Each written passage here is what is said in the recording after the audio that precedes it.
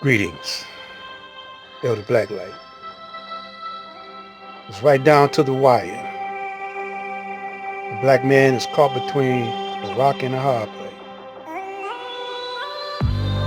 Up shit creek without a paddle. And the Caucasoid still rain, pisses in his face and calls it rain. So sometimes profanity is the only language that a hard-headed people understands. But I'm not going to get carried away with it. You didn't listen to the Honorable Elijah Muhammad. Your back is up against the wall. A lot of you going to be fleeing for your lives, running to and fro with no place really to go. But you fail to understand the true meaning. You fail to comprehend the true message of the Honorable Elijah Muhammad. That we are the original Asiatic black man. We are the owner, the maker, the cream of the planet Earth, God of the universe. Ain't no place for us to go, because this is ours anyway. But the Caucasian, he's a temporal being. And this is why he's acting the way he's acting, because he's not the original. He's artificial.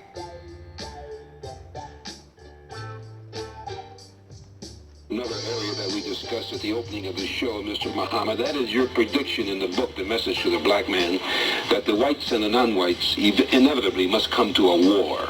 Do you really feel that there must be a war between the races? If you will not submit to the law of justice, freedom, justice, and equality, and submit to do good, certainly, this is the time that good confronts us through the people and not evil. Your history teaches us that you have always warred.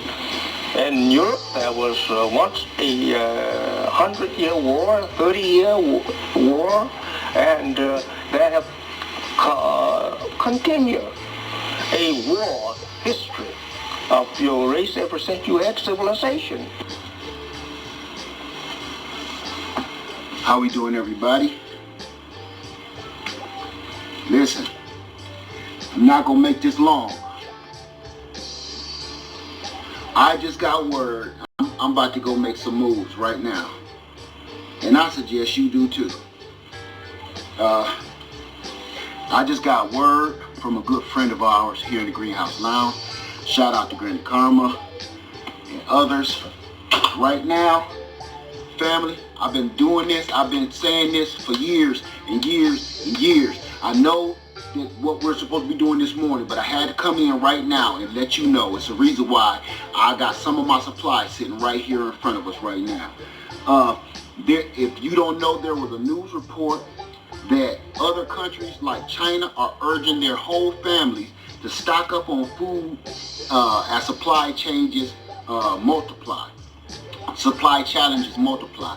So this is a real news report going through everywhere. Lady Led is in the house right now. My wife is in the house giving you the news report that we are reading right at this very moment. The video is up on all major news sources right this very minute. I never say share these videos. I never do that. I never say that. Never say like and subscribe. But I'm telling you right now, you better spread this news to whoever is listening or whoever is ready to listen, because it is going down. When you get every major news source in the world right now is passing on this, I don't want to show it. Every major news source right now is passing on the message that prepare, get as much food and water as you possibly can, because as supplies dwindle right now, the long dark winter that we've all been talking about, that's biblical, that's factual, is coming right now. If you don't believe it, go look in the store. You don't have to believe nothing you don't want to until your stomach is kissing your spine. Then you gonna realize that it's a little too late. This is a book that the Honorable Elijah Muhammad wrote, The Fall of America, many, many, many years ago. Why do you think the Honorable Elijah Muhammad was sent or raised up among the lost found nation of Islam, the black man, here in the wilderness of North America, to prepare you for a day which you can withstand a day like what we in now? He told you it was coming before Led Farmer told you it was coming. He's been telling us this since in the 1930s, because Allah came in the person of Master Farah Muhammad to get his people out the hellfire that's approaching fast, and you still refuse. You still refuse to believe it. You still refuse to listen. But there are some that will now, because they can see by what's going on around them that it's their time.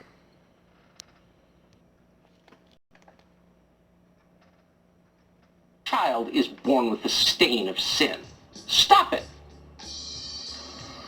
Why are we even having this conversation? Well, one of the main reasons we are is because of the bravery of one man, Christopher Rufo. He is a journalist. He's been leading the coverage of this garbage in schools and workplaces all over the country, and we're proud to have him join us tonight.